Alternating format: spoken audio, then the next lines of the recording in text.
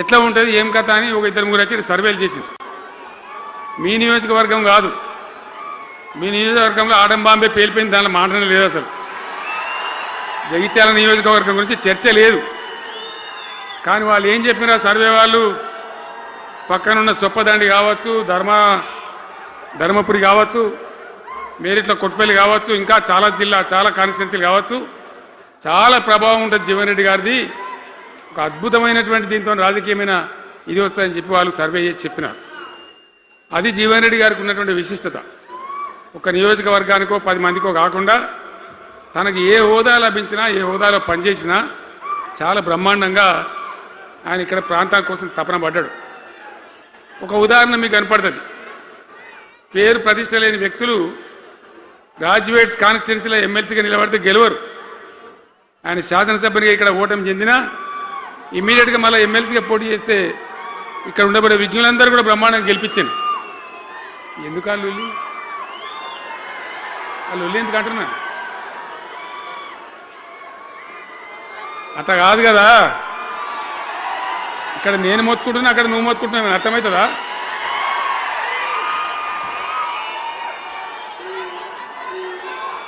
ఏయ్ ఆగవా బాబు, ఆవిడ వెనక ఊరేటోడు మనోడేనా? విజయసారు మనోడేనా? మోపాయిండి ఐడియా కూడా మనోడేనా? బుక్కుండా పెట్టు. ఇంత దూరం వచ్చి మనం ఇంత సభ పెట్టుకొని 4 విషయాలు ప్రజలకు చెప్పుకోవాలి కదా. మరి ఈ బట్టి అరుపులరిస్తే ఏం లాభం? సో అట్లా జీవన్ రెడ్డి గారు తన రాజకీయ ప్రస్థానాన్ని ఒక సమితి ప్రెసిడెంట్గా ప్రారంభించి ప్రజా సమస్యల మీద పోరాటం చేసి సివిల్ లిబర్టీస్లో కూడా అడ్వకేట్గా నాడు ఎంతోమందికి పౌర హక్కుల సంఘానికి కూడా మద్దతు ఇచ్చి అచ్చమైన నికార్సైనటువంటి ప్రజా కార్యకర్త నిరూపించుకొని అంచెలంచెలుగా ఎదిగి ఇంతకుముందే ఆయన చెప్పినట్టుగా అనేకమైనటువంటి పదవులు ఆయన చూసినాడు. పదవులైన కొత్త కాదు, బ్రహ్మాండంగా శాసనసభ్యుని గెలవడం, మంత్రి పదవులు అలంకరించడం, అనేక రంగాలలో అనేక రకాలుగా పనిచేయడం అంతా కూడా మీకు తెలుసు. నేను కొత్తగా చెప్పే అవసరం లేదు. నేను ఒక్కటే మాట మీకు మనవి చేస్తా ఉన్నా. జీవన్ రెడ్డి గారు నేను మొన్న కలిసినప్పుడు ఒక మాట అనుకున్నాం. మేము ఎట్లా ముందుకు పనిచేద్దాం ఏంది, మేము ఇద్దరు మూలకోలం అనుకొని ఒక కుటుంబంలో అన్నదమ్ములాగా పనిచేద్దామని చెప్పిన నేను. ఇంత ప్రేమగా అంటే మనం కుటుంబంలాగా ఈ పార్టీకి బ్రహ్మాండమైన ఒక పిల్లర్స్ లాగా పనిచేసి ముందుకు తీసుకొని పోదామని చెప్పి నేను చెప్పడం జరిగింది. ఈరోజు పార్టీలో వారు చేరిన వెంటనే చాలా బ్రహ్మాండమైనటువంటి మనకు ఒక ఊపు వస్తూ ఉంది. నేను జీవన్ రెడ్డి గారిని కోరుతా ఉన్నా, జగిత్యాల మందం కాదు, జగిత్యాల జిల్లా కాదు, పాత కరీంనగర్ జిల్లా కాదు, మీరు ఆదిలాబాద్ చూడాలి, నిజామాబాద్ చూడాలి, పరిసర జిల్లాలు చూడాలి. పార్టీ ప్రధాన కార్యదర్శిగా ఈ నిమిషం నుంచి నేను అపాయింట్ చేసుకుంటా ఉన్నాను. బ్రహ్మాండంగా ఈ ప్రాంతం అంతా కూడా మీ సేవలు అవసరం ఉన్నాయి పార్టీకి. అదే కాదు, 600 ఏది ఏమైనా ఏమవుతుంది? 100% మళ్ళా బీఆర్ఎస్ గవర్నమెంట్ వస్తుంది.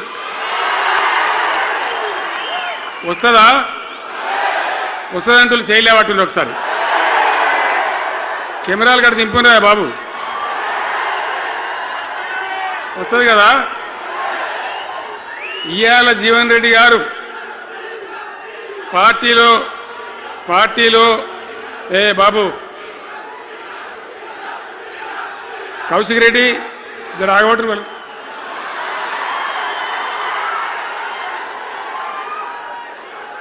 పార్టీలో పనిచేసి పార్టీ కోసం సేవ చేయడమే కాదు, రేపు భవిష్యత్తులో బీఆర్ఎస్ గవర్నమెంట్ ఏర్పడిన తర్వాత కూడా బ్రహ్మాండమైన పదవిలో ఆయన అద్భుతమైన సేవలు మీ జిల్లా మొత్తానికి అందించబోతాడు. తెలంగాణ రాష్ట్రానికే ఆయన సేవలు అందించబోతాడు. ఇది నా మాట, కేసీఆర్ మాట అని నేను జగిత్యాల గడ్డ మీద చెప్తా ఉన్నా. నేను ఎక్కడైనా మాట ఇచ్చినంటే తప్పలే. కాబట్టి జీవన్ రెడ్డి గారిని మీరు జగిత్యాల మందం మీరు యుద్ధం చేయాలి. యుద్ధం చేసేదానికి ఆయన ముఖాబిలా మనిషే లేడీడా, మీరు సరిపోతారు. ఆయన నాకు అప్పచెప్పాల బయట పనిచేయడానికి. కరెక్టే కదా. అట్లే చేద్దామా? అట్లే ముందుకోదామా? జగిత్యాల యుద్ధం మీ వంతు, తెలంగాణ యుద్ధం మా వంతు. ఓకే కదా?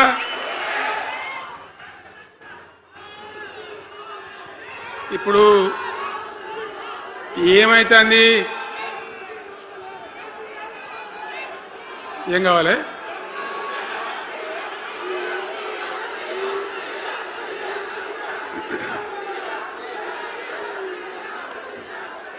గింతే మనది మనం అనుకొని పోదాం మరిగా. బంద్ చేయండి బాబు, మీరు ముద్దుమంతులకు చెప్పండి వాళ్ళకు. తెలంగాణ చాలా భయంకరమైన పరిస్థితులలో ఉండే, దుఃఖం వచ్చేది, ఏడుపు వచ్చేది. ఎమ్మెల్యేలుగా ఉన్నా ఏం చేయలేని పరిస్థితి. ఆగమాగం అడివేడివి కదా. ఎట్లా ఉండే తెలంగాణ మనం చూడలేదా? తెలంగాణ రాకముందు ఎంత భయంకరమైనటువంటి బాధలుండే, ఎంత కష్టం ఉండే. ఎవడన్నా తెలంగాణని మాట్లాడేవాడు ఉండనా? అసెంబ్లీలో, అక్కడిక్కడ కాదు, అసెంబ్లీలో కూడా ఒక ఆయన పాపం ప్రణయ భాస్కర్ అని వరంగల్ ఎమ్మెల్యే ఉండే, ఏదో విషయంలో ఆయన మాట్లాడబోతే, తెలంగాణని మాట్లాడబోతే, తెలంగాణ గిలంగాణ జాంతానే మాట్లాడదా, ఏది అసెంబ్లీలో తెలంగాణ అనద్దు అని నిషేధం. అంత భయంకరమైన వివక్ష, అంత భయంకరమైన దాడి, మన భాష మీద దాడి, మన బతుకు మీద దాడి, మన నీళ్ళ మీద దాడి, మన ఉద్యోగాల మీద, మన వనరుల మీద, మన ఆస్తుల మీద మొత్తం దోపిడీ చేయడం తప్ప ఇక్కడి ప్రజలను బికారీలాగా వదిలిపెట్టినారు. రైతాంగం ఆగమాగం అయిపోయి చెట్టుకోలు గుట్టకోలు అయిపోయింది. ఇంత ఎస్ఆర్ఎస్పి కాలువ ఉన్నటువంటి మెట్టిపల్లి, జగిత్యాల, సొప్పదండి ఇట్లాంటి ప్రాంతాల నుంచి కూడా దుబాయ్కి, బొంబాయికి వలసలు. పాలమూరు జిల్లా అయితే భయంకరమైన వలసలు. ఎంతకు పోయింది తెలంగాణ అంటే, కొన్ని పార్టీలు సరే వాళ్ళు చేసింది మంచిదా చెడ్డదా పక్కకు పెడితే దుఃఖం వచ్చేది, బాధ కలిగేది, ఆవేశం రగిలేది. మహబూబ్నగర్ జిల్లాలో 190 మంది యువకులు వలస. బతకానంటే బతకపోవాలి, ఆడ బతుకు లేదు. ఉన్న ముసలోళ్ళకు, ముడిగోళ్ళకి ఇంత డబ్బులు వాళ్ళు పంపిస్తే కంట్రోల్ బియ్యం కొనుక్కొని తిని బతకాలి. అందులో కొంతమందికి అందకపోతే కొన్ని పార్టీల వాళ్ళు మేమేదో గొప్పతనం చేసామన్నట్టు గంజి కేంద్రాలు పెట్టేది. గంజి కేంద్రాలు గుండెలు రగిలి, నా తెలంగాణ గంజి కేంద్రాలు అంటే ఎవడో గంజి పోతే బతకాలన్నట్టు అంత అధ్వాన స్థితికి తెలంగాణ దిగజార్చిండ్రు. అది కాంగ్రెస్ ప్రభుత్వం కావచ్చు, టీడీపీ ప్రభుత్వం కావచ్చు,